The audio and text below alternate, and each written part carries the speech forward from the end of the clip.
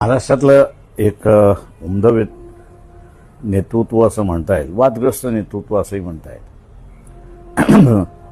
जे मनात होतं ते ओटावरती होतं, त्याचं कोणाला राग लोभ आला तरी चालेल, पण मांडून मोकळं होऊन राहायचं. असं असणारं व्यक्तिमत्व महाराष्ट्रातून अचानकपणे निघून जाणं हा धक्कादायक सगळ्यांनाच आहे. म्हणजे कोणाच्याही ध्यानीमानी नसेल की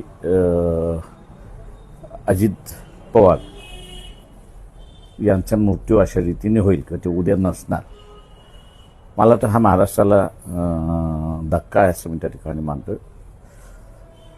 पक्षाच्या वतीने आणि माझ्या वतीने आम्ही त्यांना श्रद्धांजली वाहतो. पुरोगामी नेत्यांमध्ये हे जी नावं घेतली जातात त्यामध्ये एक अजित पवार यांचं नाव होतं, याकडे कसं पाहतं?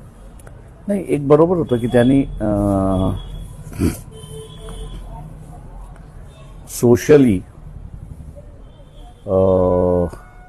सर्वांना घेऊन जाण्याची असणारी भूमिका त्यांनी ठेवली होती आणि त्या पद्धतीने ते वागत होते. त्याच्यामुळे असणारं सरकारमध्ये जरी होते तरी सरकारच्या काही कार्यक्रमांना मी याच्याशी सहमत नाही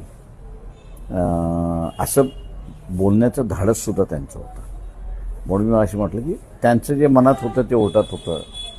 आपल्याला कोण काय करेल काही न करेल याची त्यांना अजिबात कल्पना नव्हती. त्याची त्यांनी कल्पना केलीच नाही आणि मांडत बसले.